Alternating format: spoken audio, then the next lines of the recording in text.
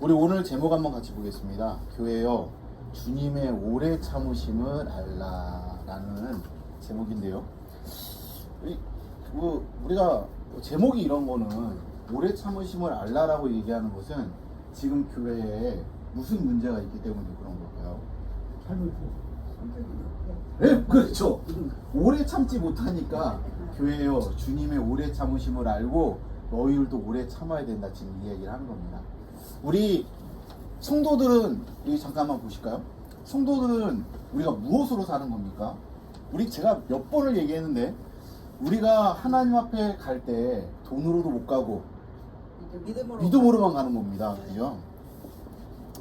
지금 저와 여러분이 가지고 있는 믿음, 우리 하나님 앞에 섰을 때, 주님 앞에 섰을 때 결국 남겨지는 건 뭐냐면 우리의 믿음과 믿음으로 감당했을 때 우리가 얻은 열매. 여러분, 이것만 우리가 가는 거예요. 이 열매라는 건 뭐 다른 게 아니죠. 뭐 우리가 얼마나 뭐 몇 평짜리 아파트에 살았냐, 뭐 통장에 돈이 얼마 있냐, 이게 열매가 아니라, 열매는 무슨 열매입니까? 영혼 구원의 열매인 거예요. 그죠? 그쵸. 전도죠, 전도. 근데 왜 그러냐면 이 내용들은 좀 이따 다시 한번 설명을 하기로 하고, 중요한 건 우리의 믿음인데, 믿음. 이 믿음이라는 건 뭔가요? 히브리서 말씀 보면은 믿음은 바라는 것들의 실상이고 보이지 않는 것들의 증거다. 믿음의 공통점이 뭐냐면 바라는 것이에요. 바라는 것은 지금 눈앞에 보입니까? 안 보입니까? 안 보여요. 바라는 것들의 실상이고 보이지 않는 것들의 증거라고 말해요. 여러분, 믿음은 뭘 믿는 거냐면 지금 눈앞에 보이지 않아. 없어요. 미래일 거예요. 여러분, 나는 지금 추호성 목사가 배지밀 B를 먹는 걸 난 믿어. 우리 이렇게 말하지 않아요. 이거 지금 눈앞에 보이는 거잖아요. 이거 사실이에요. 믿는다라는 건 항상 무엇을 전제하냐면 보이지 않는 것, 미래의 것을 전제하는 겁니다. 그러니까 우리의 믿음이라는 것은 무엇을 믿는 겁니까? 결국에는 우리의 믿음이 쭉 가서 하나님을 믿는 것인데, 구체적으로 하나님의 무엇을 믿는 겁니까? 하나님께서 하나님 당신의 아들 예수님이 우리 가운데 재림하실 때 예수님을 믿고 믿음으로 살고 열매 맺은 백성들에게는 천국의 기쁨이 있는 것이고, 믿지 않는 사람들에게는 영원한 형벌이 있다라는 것을 여러분 우리가 아는 거잖아요. 재림의 때 누구는 상을 받고 누구는 벌을 받는다라는 것을 아는 것, 우리가 믿음으로 산다라는 것은 다른 게 아닙니다. 이걸 믿고 사는 거예요. 여러분, 그런데 이 일이 언제 일어나는 일입니까? 미래에 일어나는 일이기 때문에 여러분, 당연히 우리가 믿음으로 사는 거죠. 믿음으로. 여러분, 그럼 만약에 여러분이 만약에 사탄이라고 한번 생각해 보십시오. 사탄의 임무는 뭡니까? 성도들을 넘어뜨리고 성도들이 구원받지 못하도록 만드는 게 사탄의 역할이잖아요. 만약 이보시 남신이 만약 사탄이다, 그러면 무엇을 가지고 괴롭히실 것 같으세요? 지금 우리가 이렇게 했어요. 쭉 여기에서 무엇을 갖다가 딱 끊어버리면은 사탄이 성공했다 이럴까요? 우리가 사탄의 전략을 알아야 되는 거잖아요. 그렇죠? 우리 정답은 이 안에 있어요. 정답은 이 안에. 우리의 무엇을 자꾸만 넘어뜨리고, 그러니까 근데 의심이란다는 여기 없습니다. 그렇죠. 믿음이죠. 사탄은 계속해서 무엇을 공격하냐면 우리의 믿음을 공격하는 거예요. 근데 그 우리의 믿음이라는 것은 결국 무엇을 전제하는 겁니까? 미래의 일들을 전제하는 거예요. 여러분, 미래는 어떻게 오는 겁니까?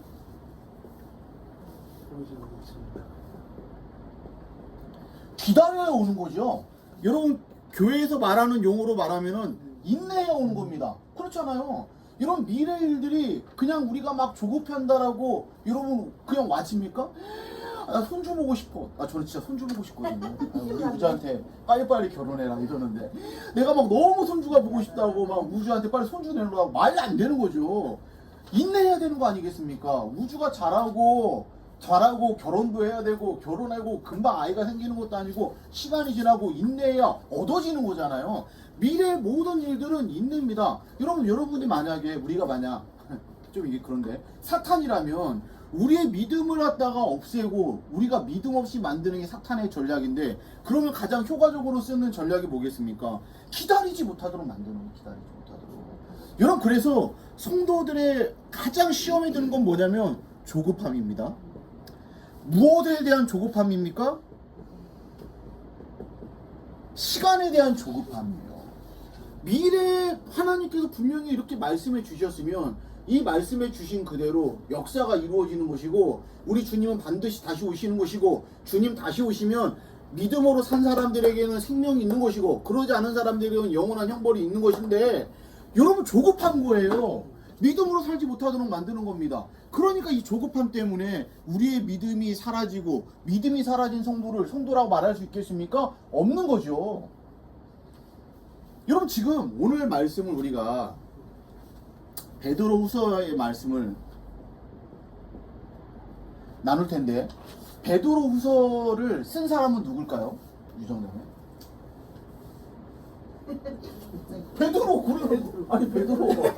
베드로는 누가 썼습니까? 베드로가 썼습니다. 베드로가 누구한테 썼냐면은 흩어져 있는 12지파에게 쓴 편지예요. 그러니까 이거는 흩어져 있는 12지파라는 것은 예수 믿고 흩어진 많은 어떤 헬라파 유대인들 있잖아요. 그 유대인들에게 쓴 편지예요. 그럼 쓴 편지인데 이 편지는 다 뭐가 있습니까? 목적이 있는 거잖아요.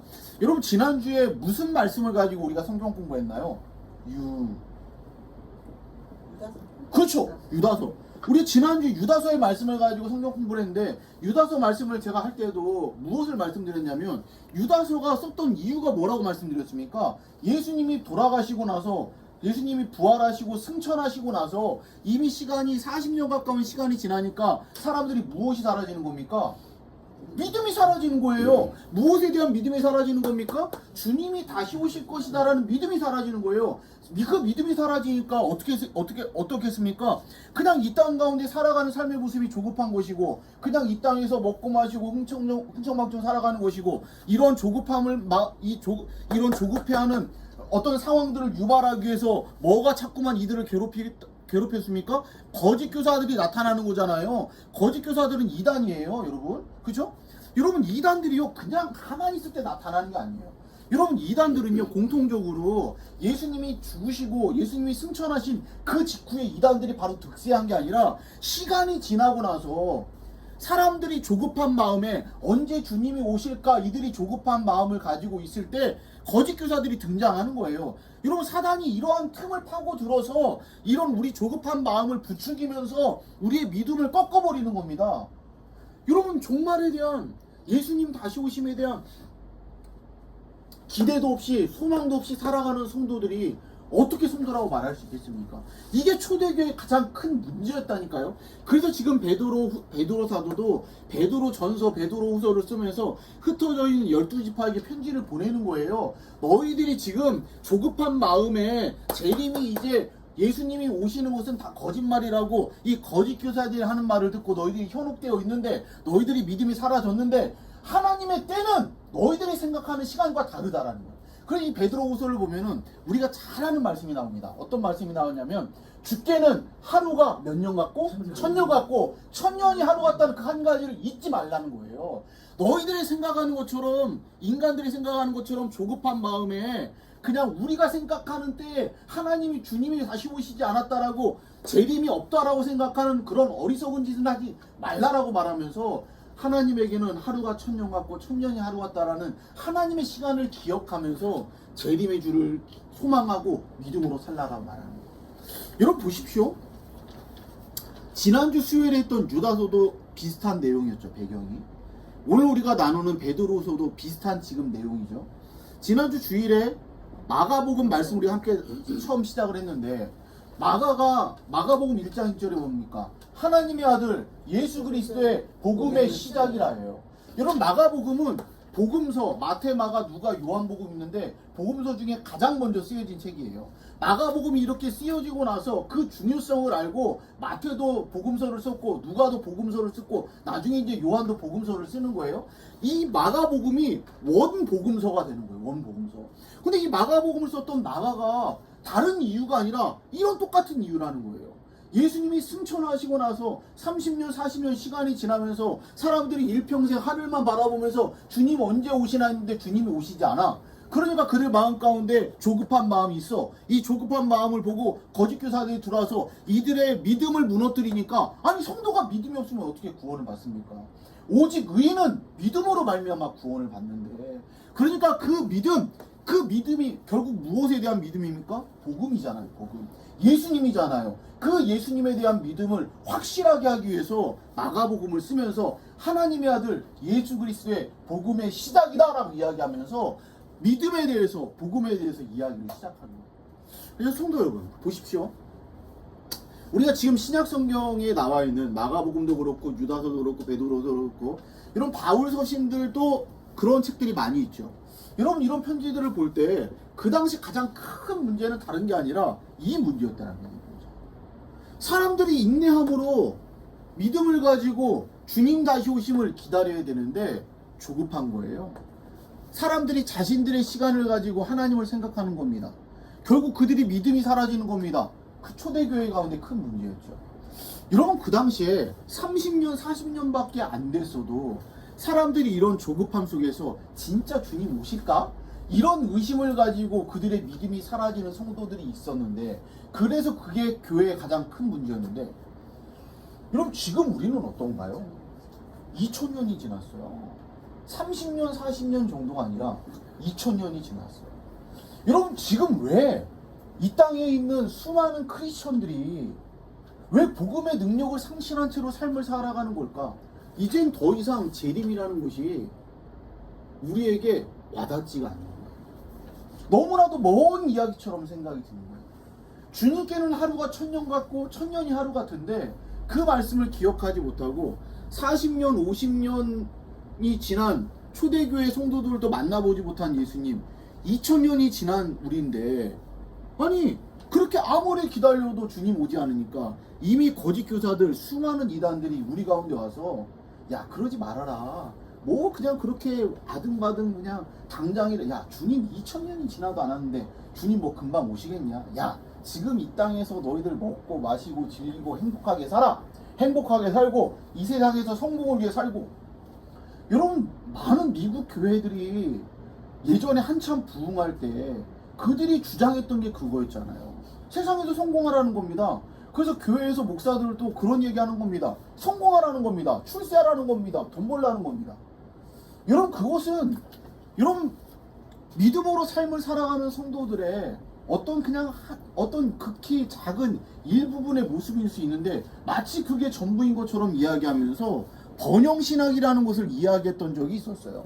그러면서 이 땅에서의 삶에 그냥 완전히 그냥 다 거기에서 그러면서 그렇게 애쓰면서 결국 그들의 무엇이 사라지는 겁니까? 믿음이 사라지는 것이고, 믿음이 사라지니까 재림에 대한, 종말에 대한 이런 그런 잘못된 신앙을 가지고 그들이 삶을 살면서 교회가 힘을 잃고 무너졌잖아요.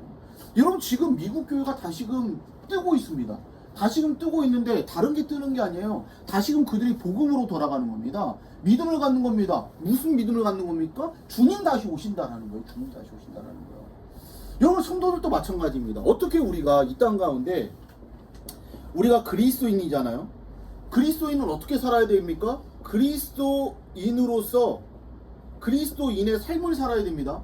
그런데 그리스도인의 삶을 살아가는 모습이 거룩하고 경건하게 삶을 살아가야 되는데, 그러한 삶을 살아가도록 만들어주는 힘은 다른 게 아니라 종말론이에요.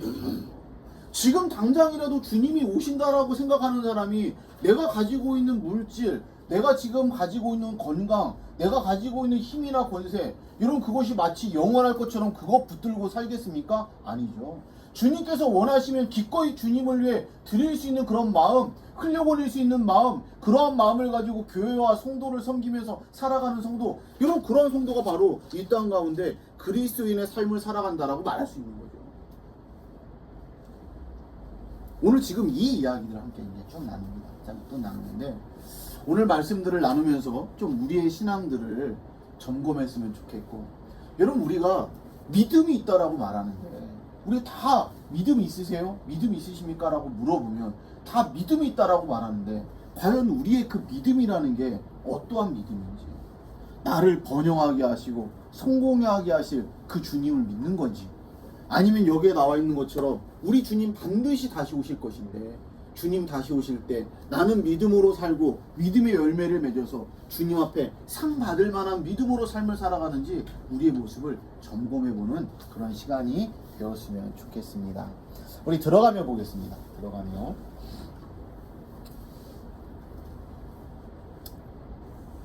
베드로후서는 유다서와 마찬가지로 거짓 교사들과 함께 살고 있는 믿는 사람들을 격려하기 위해 쓰였습니다. 이 거짓 교사들이 옆에 있어서 항상 이들의 믿음을 시험하는 거죠. 얼마나 어렵겠습니까? 그런 상황에 믿는 사람들에게 그렇게 믿음으로 살아야 된다, 이거에 격려하기 위해서 쓴 편지라는 거죠. 베드로후서는 선지자들과 사도들의 명령, 즉 하나님이 자기 백성에게 주신 말씀들을 기억하게 합니다. 사도 베드로 역시 하나님이 우리 시간표가 아닌 하나님의 시간표대로 일하신다는 사실을 말해줍니다.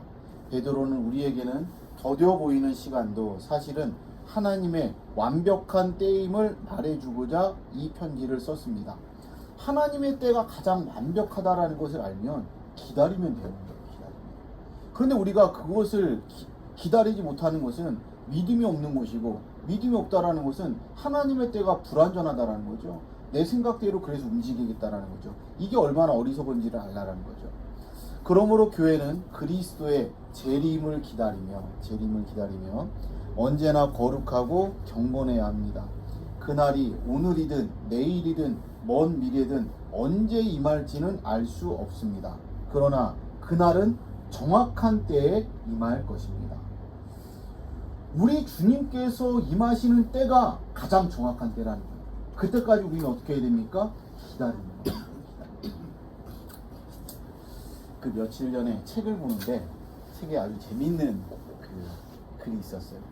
우리 사람들의 얼마나 조급한지에 대해서 이야기하는 그런 글이었는데요. 그 섬처녀가 있었습니다. 섬처녀가 있었는데, 여러분 섬처녀들은 그 제주도에 사는 그 예전에 청년, 우리 고시성을 가진 어떤 자매를 제가 만났는데, 그 친구는 진짜 공부를 열심히 했대요. 이유는 단 하나, 무트로 나오려고. 저희가 볼 때 제주도에 살면 너무 좋을 것 같은데 제주도에 또 사는 사람들은 또 그게 힘든가 봐요.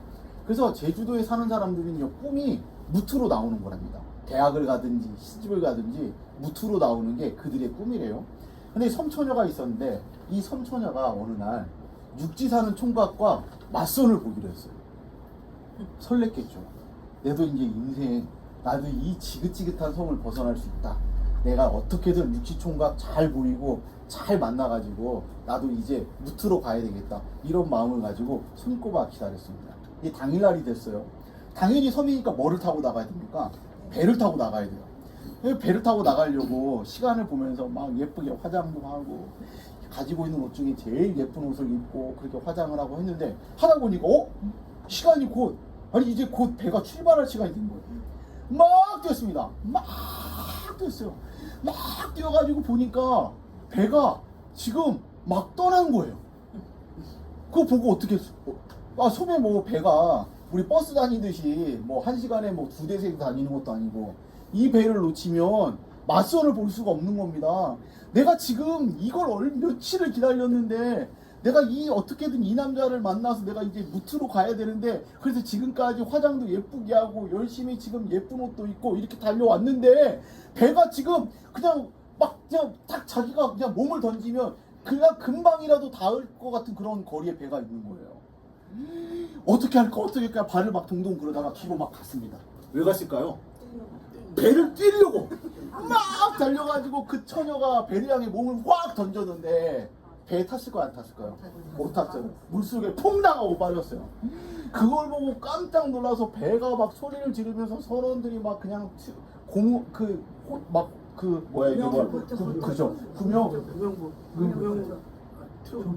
튜브죠, 튜브. 그냥 튜브를 막 던지고 아니 이 처녀 진짜 어떻게 하려고, 죽으려고, 아니 왜 그러냐고.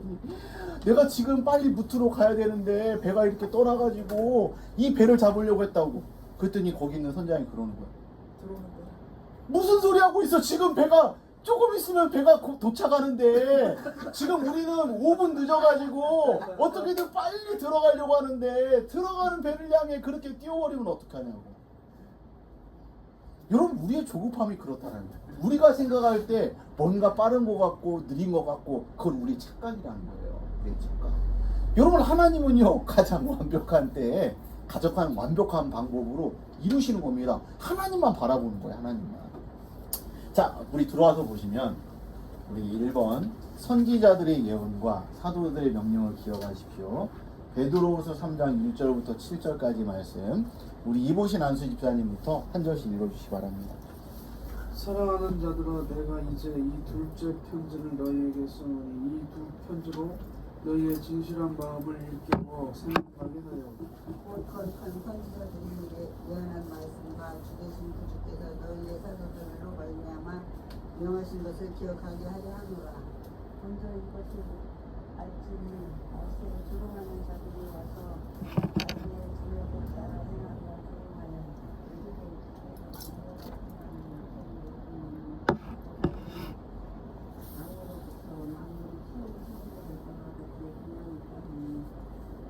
이는 하늘이 축적부터 있는 것과 땅이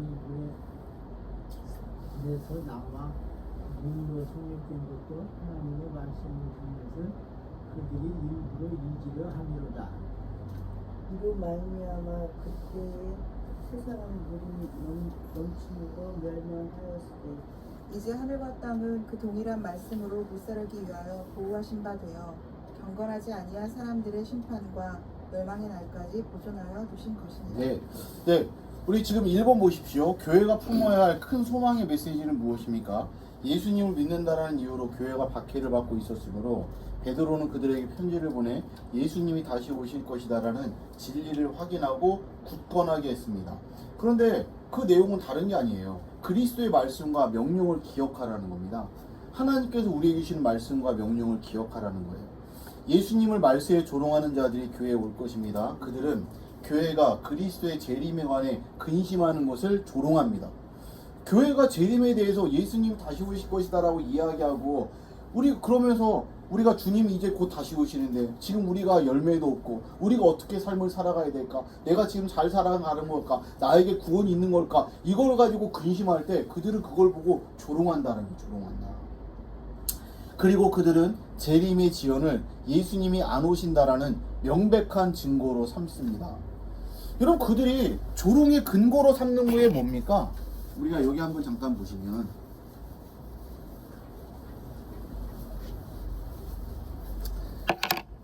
이제 우리가 하나님의 시간과 우리의 시간이 다르다라고 말씀드렸는데, 우리 이제 그 내용은 조금 뒤에 이제 다시 이야기를 하고, 여러분, 우리가 착각하면 안 되는 게 뭐냐면, 우리는요, 우리의 시간 개념은 어떻습니까? 그냥 흘러서 가는 겁니다. 예를 들어서 태어나면 이 시간이 쭉쭉쭉 가서 나중에 나이가 드는 것이고, 우리가 나이가 들고 수환이 차면 죽는 겁니다. 우리의 시간이에요. 그래서 우리는 항상 어떻게 생각을 하냐면, 시간이 흐르듯이 점진적으로 생각을 합니다. 모든 것을.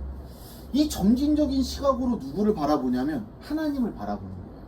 하나님. 여러분, 그 당시에 이 종말이 없다라고 말하는 사람들, 예수님의 재림이 없다라고 말하는 사람들의 시각이 그랬어요. 하나님께서 천지를 창조하셨어요. 천지를 창조하셨고 분명히 예수님께서 다시 오실 텐데, 그러면 다시 오시면 완전 이 세상은 다 무너지고 새하늘과 새 땅이 도래한다라고 니네는 이야기했는데, 어떻게 그런 징조가 보이느냐는 거예요. 하나님께서 태초에 천지를 창조하실 때 그 모습과 지금 우리가 살아가는 삶의 모습과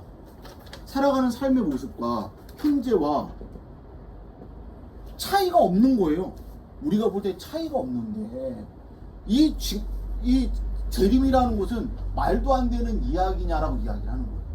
아니, 이제 그 종말을 향해 가면은 뭐 좀 막 엄청난 일들도 막 생기고 막 세상이 막 무너지고 막 이렇게 막 해야 되는데, 우리가 볼 때는 옛날이나 지금이나 별반 다를 게 없는데 무슨 종말 이야기하냐라고 이야기를 해요.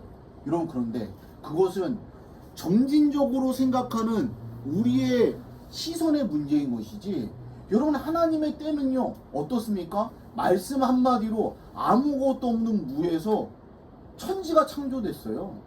하나님의 때는 여러분 우리가 생각하는 점진적 이런 게 아닙니다.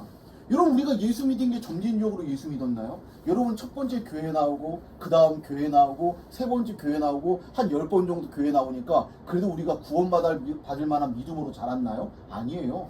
어느 순간 우리 마음 가운데 임하셔서 여러분 우리가 예수를 믿고 구원받은 거예요. 여러분 노아의 홍수가 있을 그 당시에도 노아의 홍수가 있다 말씀을 하셨지만 여러분 세상은 크게 달라지지 않았어요. 성경을 보면 뭐라고 말합니까? 많은 사람들 거기에 있는 사람들이 노아와 그의 가족들만 방주를 만들고 그 사명을 감당하기 위해서 애를 썼고 거기에 있는 세상 모든 사람들은 다들 시집가고 장가가고 평소와 똑같이 삶을 살았어요. 그러다 어느 날 갑자기 비가 내리는데 그 비가 감당할 수 없는 비가 되었고 결국 그들 모두가 홍수로 죽게 되는 거잖아요. 여러분 하나님의 때는 그와 같다라는 거예요. 지금 우리가 이렇게 지금 아무런 뭐 그냥 징조도 없고 큰 어떤 그런 징후도 보이지 않고 이런 시대를 살아가고 있지만 주님께서 임하신다라면 여러분 지금 당장이라도 임하실 수 있다라는 겁니다. 그것을 가지고 성도는 살아가는 거예요. 그런데 이 거짓 교사들은 이런 점진적인 이게 얼마나 합리적입니까? 그러지 않습니까? 2030년 정도에 우리 주님께서 임하실 거야. 그때까지 세상은 2026년에는 일본이 침몰하고 2027년에는 여러분 뭐 이렇게 얼마든지 얘기하면 사람들이 오 진짜 그럴 수 있겠네. 여러분 이렇게 얘기할 수 있는 거잖아요. 여러분 지금도 종말론 가지고 얘기하는 사람들이 하는 얘기가 뭡니까? 여러분 그런 것들을 가지고 무슨 절대적인 어떤 그런 것처럼 얘기를 하잖아요. 어디에 무슨 뭐 화산이 나지 않았습니까? 다 그게 징조입니다. 이렇게 되고 이렇게 되고 이렇게 되고 이렇게 돼서 이때 주님이 오실 것입니다. 말 같지도 않은 소리인 거예요. 여러분 노아의 홍수 때처럼 우리가 그냥 정말로 세상에 아무 일도 일어나지 않는 것처럼 우리 그렇게 삶을 살 거예요. 그런데 주님께서 임하시는데 우리 나중에 보겠지만 주님이 어떻게 임하신다라고 말합니까? 도둑처럼 임하신다. 도둑처럼. 그러니까 항상 깨어있으라고 이야기하는 거예요. 깨어있으라고. 자, 그 밑에 보십시오. 3번 보시면 하나님은 반드시 약속을 지키는 분이십니다. 주님은 자기 백성을 지키고 보호하겠다라는 약속을 지키실 것이며 대적하는 자들로 심판하겠다라는 약속 또한 지키실 것입니다. 노아 시대에는 물로 심판하셨으나 언젠가는 불로 심판하실 것입니다. 반드시 심판할 날이 온다라는 거예요. 그냥 우리 생각이 2000년이 지났다라고 무슨 심판이 없는 것처럼 종말이 없는 것처럼 생각하지 말라는 거예요. 주님께는 하루가 1000년 같고 1000년이 하루 같은 거예요. 주님 앞에는 지금 2000년이니까 2000년 지난 거니까 며칠 지난 겁니까? 주님 앞에 이틀 지난 거예요. 이틀. 그럼 그렇지 않습니까? 자, 그래서 2번 보시면 주님의 시간표는 우리의 시간표와 다르다라는 것을 알아야 됩니다. 우리가 이 사실을 알 때 여러분 우리가 막 기도할 때에도 막 우리가 때로는 막 조급해요. 조급하니까 막 응답되지 않으면 막 우리의 마음이 막 그냥 믿음이 없어지니까 신앙생활하는 것도 재미없고 이러는데 여러분 우리의 시간이랑 하나님의 시간이랑 완전히 다르다니까요. 그것을 우리가 알아야 됩니다. 예전에도 한번 말씀드린 적이 있는데 헬라어를 보면은 이 시간이라는 게 좀 명확하죠. 헬라어의 시간을 뜻하는 두 가지 개념이 있습니다. 하나는 크로노스라는 개념과 하나는 카이로스라는 개념의 시간이 있어요. 이 크로노스는 뭐냐면 우리가 24시간이라고 말하는 이 시간이에요. 그래서 이 시계에도 크로노그래프 시계가 있거든요. 이 그냥 우리가 일상생활을 경험하면서 만나게 되는 시간을 갖다가 크로노스라고 말합니다. 이 카이로스는 뭐냐면 기회라는 말로도 쓰이고 이것을 우리가 그 헬라어에서는 하나님의 때입니다. 하나님의 때. 이것을 우리가 카이로스라고 말합니다. 이게 예를 들어서 이런 거예요. 저는 1995년 10월 30일이 저에게는 아주 의미가 있는 날이에요. 여러분 1995년 10월 30일에 무슨 일이 있었습니까? 안수 집사님? 그거 기억 안 나세요? 당연히 기억 안 나죠. 여러분 다 우리가 모두가 크로노스의 시간이에요. 크로노스의 시간을 살아가요. 그런데 그 중에 나에게 의미 있는 시간이 있어요. 그 시간은 내가 기억하고 건져내는 거예요. 그 시간이 저한테는 왜 의미가 있냐면 제가 도서관에서 막 그냥 성경책을 보고 있는데 성경책을 읽다가 제가 5월달부터 성경 통독을 시작했거든요. 그게 10월 말 정도에 이제 성경이 끝나요. 그때 제가 읽었던 책이 요한계시록 7장 17절 말씀인데, 이는 보좌 가운데 계신 어린 양이 저희의 목자가 생명새로 인도하시고 하나님께서 모든 눈에서 눈물을 씻어주실 것이미로라, 이 말씀을 읽으면서 제가 완전히 뒤집어진 날이에요. 그래서 제가 그때 결단했어요. 하나님, 많은 생명들의 살리는 삶을 살고 눈물 지으며 살아가는 수많은 사람들의 눈물을 닦아주는 삶을 살겠습니다라고 제가 마음을 놓고, 그때부터 제가 재수했고 제가 신학교에 가게 됐거든요. 그러니까 이 시간은요, 모든 사람들에게 이 1995년 10월 30일은 그냥 지나가는 시간이에요. 크로노스의 시간인데, 저는 그 시간이 하나님과의 만남의 시간이었고, 그때가 하나님께서 저를 불러주신 하나님의 때였고, 그렇기 때문에 그 시간은 저에게 카이로스의 시간인 거예요. 여러분도 그런 시간들 분명히 있을 거라고 생각을 합니다, 여러분. 근데 우리가, 하나님께서 원하시는 사람은요, 세상 많은 사람들은 크로노스의 시간 가운데 살아갑니다. 근데 하나님께서, 우리가 하나님 앞에 갔을 때, 하나님, 나 태어나서 그냥 살다가 저 죽었어요. 여러분, 우리가 그렇게 그 말밖에 할 말이 없으면 그냥 크로노스의 시간으로 사는 거예요. 하나님 앞에 아무런 의미가 없는 시간이에요. 근데 우리가 살아가면서, 하나님, 2026년 7월 18일 날 저는 몽골 땅에서 하나님 말씀을 증거하고 선교의 시간을 보냈습니다. 저에게는 무슨 시간입니까? 카이로스의 시간이죠. 하나님, 저 무슨 우리가 그런 내용, 여러분, 우리가 살아가면서 의미 있는 시간들을 하나 이런 시간들을 만들어 가면 이 시간들이 결국 무슨 시간입니까? 카이로스의 시간인 것이고, 우리가 주님 앞에 섰을 때 하나님 앞에 올려드릴 수 있는 시간은 결국 이러한 시간이다. 카이로스의 시간. 그럼 잠깐 우리가 설명을 잠깐 드리면, 이 크로노스나 카이로스는요, 그 그리스 로마의 신들의 이름이에요. 신들. 근데 이게 좀 우리에게 상징해주는 바가 있기 때문에 잠깐 말씀을 드리면, 크로노스라는 신은 어떤 신이냐면, 이 신은 모든 것을 막 집어삼키는 신이에요. 심지어는 자기가 낳은 자식도 집어삼켜요. 그냥 다 죽여버리는 거예요. 그래서 모든 게 다 집어삼킨다. 블랙홀과 같은 거예요. 여러분, 우리 인간의 모든 시간들은, 우리가 수고하고 계시는 모든 시간들은 결국 어디로 집어삼켜지게 됩니까? 죽음을 향해 집어삼켜지는 거예요. 죽음. 그렇죠?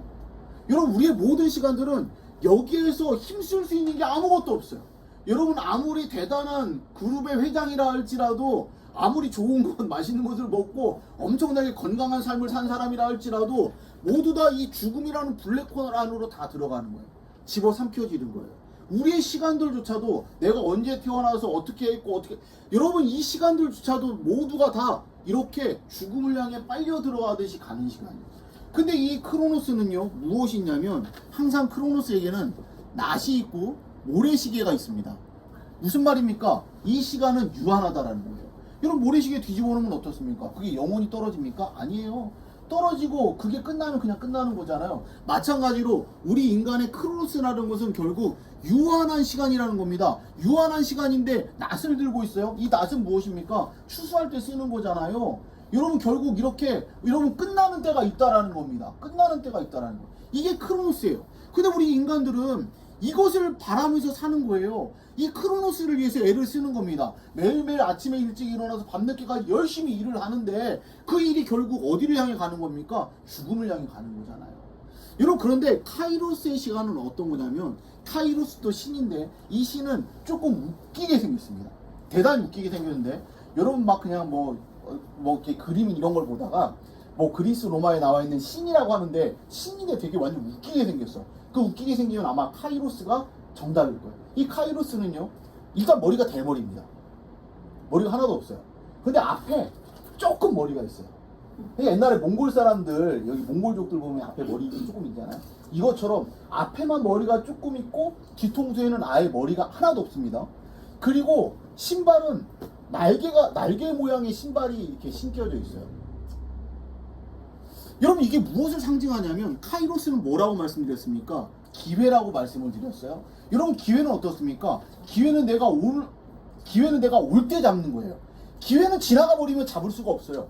여러분, 이 카이로스라는 신도 앞에 그래도 머리가 조금 있기 때문에 잡는 것이 쉽지는 않지만, 나에게 올 때 우리가 움켜쥐면은 잡을 수 있어요. 근데 그게 가버리면 뒤엔 머리가 있습니까? 없습니까? 없어요. 대머리예요.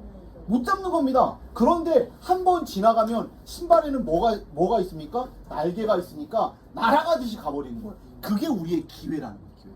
이런 하나님의 때가 그와 같다라는 겁니다. 하나님의 때가 카이로스라는 거예요. 하나님의 때가 그와 같다라는 겁니다. 하나님께서 우리에게 무언가 기회를 주십니다. 하나님께서 우리를 만나 주십니다. 여러분, 하나님께서 그 주시는 기회가 영원할 것처럼 생각하지 말라는 거예요. 여러분, 하나님께서 우리에게 주신 시간들, 물질들, 여러분 우리에게 주시는 힘과 권세가 있으면 그 주신 때에 그걸 딱 잡고 그걸 감당해야 그게 카이로스가 되는 것이지, 지나간 뒤에 아무리 해봤자, 아무리 지나가는 거 잡으려고 해봤자 결코 잡을 수가 없는 거예요. 이게 바로 하나님의 때라는 겁니다. 여러분, 그 바울은 이 헬라 문화에 정통했던 사람이잖아요. 그 바울이 신약 성경을 기술하면서 이 시간에 대한 두 개의 개념을 아주 명확하게 구분합니다. 어떤 데는 카이로스, 어떤 데는 크로노스. 여러분, 우리가 충분히 생각해 볼 만한 그런 거죠. 여러분, 저와 여러분, 오늘 또 우리가 24시간 무수히 우리가 모든 사람들과 똑같이 크로노스의 시간을 사는데, 그래도 저와 여러분이 새벽에 일어나서 잠깐이라도 말씀을 보고, 저와 여러분이 직장에서, 가정에서 그래도 잠깐 하나님의 은혜를 기억하면서 기도하고, 하나님이 무언가 마음을 주셨을 때 그래도 누군가에게 복음을 전하고, 피곤하고 지쳐도 이 자리에서 그래도 말씀 듣고 은혜 받기 위해서 이 자리에 모이는 이 시간들이 결국 무슨 시간들입니까? 카이로스의 시간인 거죠. 하나님께서는 이 시간들을 보시는 거예요. 이 시간. 자, 베드로후서 3장 8절과 9절 말씀 함께 읽겠습니다. 시작. 사랑하는 자들아, 주께는 하루가 1000년 같고 1000년이 하루 같다는 이 한 가지를 잊지 말라. 주의 약속은 어떤 이들이 더디다고 생각하는 것 같이 더딘 것이 아니라 오직 주께서는 너희를 대하여 오래 참으사 아무도 멸망하지 아니하고 다 회개하기에 이르기를 원하시느니라. 네. 거기까지 읽으면 될 것 같아요. 우리 1번 보시면, 하나님은 우리가 원하시는 시간이나 기대하는 때에 역사하지 않으십니다. 근데 우리는 무슨 배짱인지 몰라요. 하나님 이때까지 꼭 해주셔야 돼요. 하나님 2025년에 꼭 저 뭐 해주셔야 돼요. 그거 우리의 착각인 거예요. 우리의 착각. 우리가 그런 식으로 해놓고 나 하나님한테 삐졌어요. 왜 내 기도는, 여러분, 우리의 시간과 하나님의 때는 다르다니까요. 하나님의 때는요, 우리에게 가장 좋은 때입니다. 우리에게 가장 합당한 때이고, 가장 박수받을 만한 때이고, 가장 영광이 되는 때예요. 여러분, 그때 하나님께서 일하시는 거예요. 여러분, 우리는 우리 생각밖에 못해. 우리는 얼마나 이기적인지 몰라. 그래서 우리는 항상 내가 생각하면서 내 기준으로 이때 이것을 해주세요라고 얘기해요. 근데 하나님은요, 어떤 전략을 쓰시냐면 윈윈 전략을 쓰십니다. 우리도 좋아야 되지만 하나님도 좋아야 돼요. 우리가 좋은 것, 이 굿이라는 게 하나님께도 영광이 돼야 하나님도 좋고 우리도 좋은 거잖아요. 하나님은 그 가장 좋은 때를 찾는 겁니다. 그게 바로 뭐예요? 하나님의 때라는 거예요. 그러니까 때로는 시간이 걸릴 수도 있는 겁니다. 여러분, 우리가 하나님의 때가, 우리의 어떤 기대나 마음이 하나님의 마음과 딱 들어맞는 때가 있을 수 있습니다.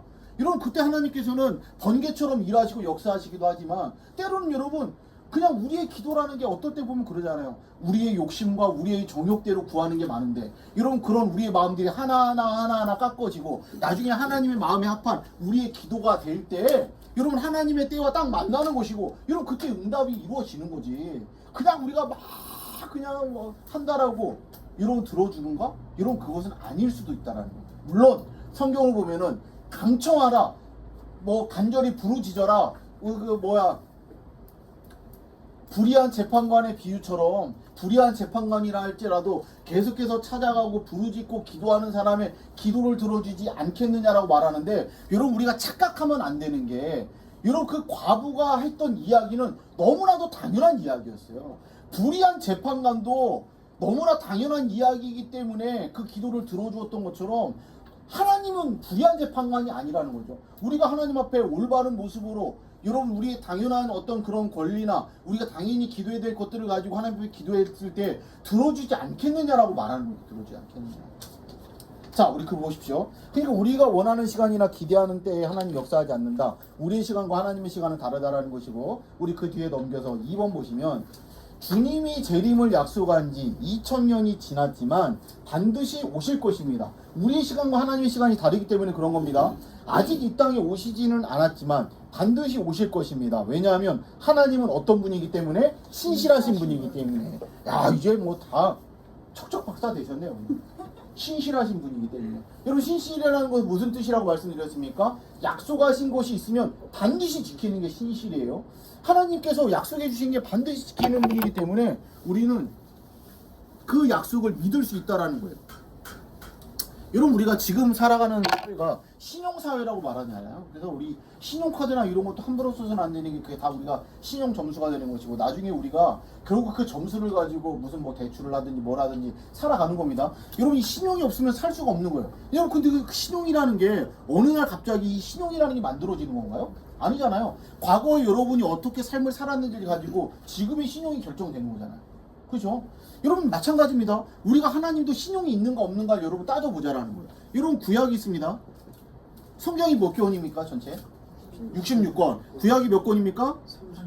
39, 39, 27. 그래서 66권인데 여러분 구약이 어떤 내용입니까? 구약이 어떤 내용입니까? 우리 성경의 전체 내용은 오직 예수 그리스도입니다. 예수 그리스도고 구약은 무슨 내용입니까? 오실 예수님에 대한 이야기고 신약은 무슨 얘기입니까? 오신 예수님에 대한 이야기고 그죠? 여러분 구약 39권 가운데 오실 예수님에 대한 이야기를 제가 찾아보니까 윌리엄 나사르라는 신학자는요 300개의 예언이 있었다고 말합니다. 그 300개의 예언이 오신 예수님을 통해서 완벽하게 300개의 예언이 성취가 됐대요. 어떤 학자 케이슬러와 브루스라는 학자는요 191개의 예언이 예수님에게서 성취가 됐다고 말합니다. 여러분 300개나 191개나 여러분 중요하잖아요. 191개라 할지라도 이 191개의 예언이 한 사람 예수님에게서 여러분 이게 되려면 확률이 0.0000 해가지고 27개까지 가야 됩니다. 무슨 말이냐면 불가능하다라는 거예요. 이분이기 때문에 가능한 거예요. 이분이기 때문에. 그러니까 하나님께서 말씀을 통해서 오실 예수님에 대해서 예언을 해주셨고 그렇게 수천 년이 지나고 나서 진짜로 예수님이 짠 하고 오신 거잖아요. 그 예수님께서 오셨어요. 그 신약의 내용이에요. 또한 신약의 내용이 뭡니까? 오신 예수님께서 승천하시면서 나 또 올게라고 말씀하시고 지금 하늘로 올라가신 겁니다. 그래서 지금 우리가 지금 그 시대를 보내고 있는 거예요. 구약에서 오실 예수님에 대해서 말씀하셨고 그 예수님이 진짜로 오셨어요. 기적처럼 진짜로 말씀 그대로 오셨어요. 그리고 그 예수님이 다시 승천하시면서 나 다시 올게라고 말씀을 하시고 하늘로 올라가셨습니까? 올라가셨습니다. 우리가 이 약속의 말씀을 믿을 수 있는 겁니까? 없는 겁니까? 있다라는 거예요. 구약에서 이렇게 말씀해 주신 게 그대로 이루어진 것처럼 신약에서도 이렇게 말씀해 주신 것을 그대로 우리가 믿고 있기 때문에 우리가 예수님 다시 오실 것을 믿고 확실하게 믿고 믿음으로 사는 거예요. 그러니까 우리의 믿음이라는 것은 그냥 얼토당토하는 허무맹랑한 그런 믿음이 아니라 구체적인 믿음이라는 겁니다. 확실한 믿음이라는 겁니다. 믿을 만한 거죠. 하나님은 신용이 있습니까? 없습니까? 신용이 있는 거예요. 신실하신 하나님이라는 거예요. 그러니까 믿을 만한 근거가 충분히 있다는 거죠. 그 밑에 보시면 디도서 1장 2절 말씀 함께 읽겠습니다. 시작. 또한 영생의 소망 때문이다. 이 영생은 거짓이 없으신 하나님께서 영원전부터 약속하신 것이다. 영원전부터 약속하신 영생에 대한 소망, 그 소망을 가지고 우리가 믿음으로 나아가는 것 이런 중요하고 3번 보시면 주 하나님은 우리 행위가 아닌 하나님의 성품의 근거에 약속을 이루십니다. 그러니까 우리가 내가 뭘 좀 잘했나 봐. 하나님 나 응답해 줬어. 그게 아니에요. 이거 하나님의 성품입니다. 신실하신 하나님의 성품. 하나님께서 이렇게 말씀해 주셨고 이렇게 하나님 말씀해 주시고 우리 이렇게 행동했을 때 우리에게 은혜 주시겠다라고 약속해 주셨기 때문에 하나님 성품의 근거에서 주시는 것 뿐이에요. 착각하면 안 돼요. 자뻑하면 안 돼. 내가 이런 좀 신앙생활 잘하나 봐. 이러면 그게 아니에요. 우리 그 밑에 유정량 한번 읽어주십시오. 예수님의 재림은 우리 행동의 결과로 일어나는 것이 아닙니다. 하나님은 주님의 첫 번째 오심을 약속하셨고 이루셨습니다. 그러므로 두 번째 오심을 약속하셨으니 이것 또한 이루실 것입니다. 하나님은 신실하신 분이니 말입니다. 네, 예수님의 재림이 지연되는 것처럼 보이는 것은 사실 다른 이들이 죄를 회개하고 믿음으로 그리스도께 돌아올 기회를 주시는 하나님의 은혜의 선물입니다.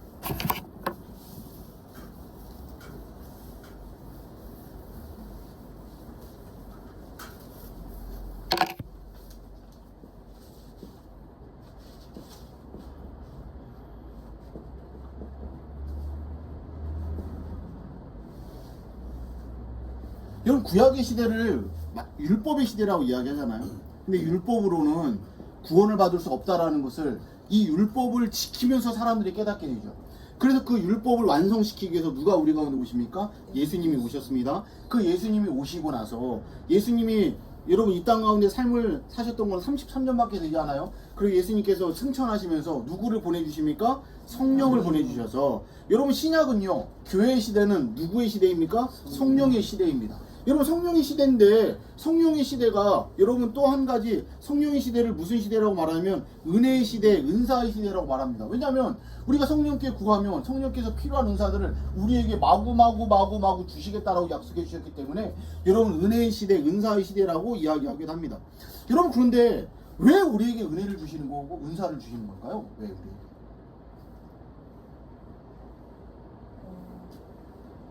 우리 성령의 시대잖아요.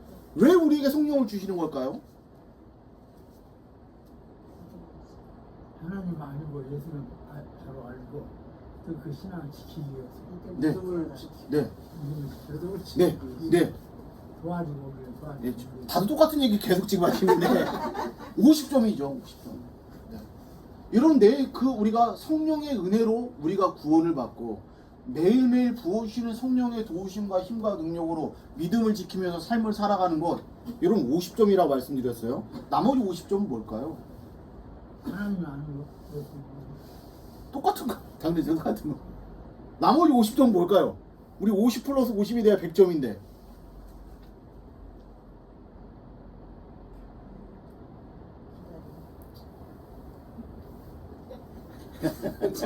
아니 왜 이렇게 어렵게 생각하시지? 여러분 우리가 성령의 시대에 성령께서 부어주시는 은혜로 우리가 그 힘과 능력으로 믿음으로 삶을 살면서 우리가 성령의 도우심으로 매일매일 승리의 삶을 살잖아요. 우리만 잘 살면 되나요? 저 복음 전파죠. 여러분 왜 성령의 시대가 우리 가운데 있는 겁니까? 여러분 예수님이 왜 육신의 몸을 입고 우리 가운데 오신 거예요? 그 당시 팔레스타인 지역에 있는 그들 하나님을 안다라고 말하지만 똑바로 알지 못하고 있는 그 유대인들을 구원하시기 위해서 예수님이 오셨어요. 그리고 예수님이 승천하시고 나서 성령님을 보내주셨는데 성령님은 우리랑 같이 먹고 놀라고 성령님 보내주신 거예요? 아니잖아요. 여러분 지금도 이 시대에 그 성령의 은혜로 성령의 퍼져나감으로 말미암아 아직도 하나님을 알지 못하는 사람들에게 복음이 전해져야 되는 거죠. 여러분 저와 여러분에게 은혜를 주시는 것이고 은사를 주시는 것도 다른 게 아닙니다. 그 은혜와 은사를 가지고 나만 잘 먹고 잘 살면 50점. 여러분 우리가 낙제하지 않으려면요 그 은혜와 은사를 가지고 영원 구원하는 길에 여러분 그것을 쓰고 사용하고 그 은사를 사모하며 나아갈 때 하나님 은사를 주시는 것이고 여러분 그럴 때 놀라운 성령의 열매가 있는 것이죠. 여러분 이러한 은사를 사모하십시오. 여러분 전도의 은사를 사모하시고 선교의 은사를 사모하시고 다른 사람 가르치는 은사를 사모하시고 여러분 돈 버는 은사 아파트 투기하는 은사 여러분 그런 거 바라지 마시고 여러분 이러한 은사를 사모하시라니까요. 이런 은사를 사모하시면 누가 주시는 겁니까? 성령께서 주시는 거예요. 성령께서.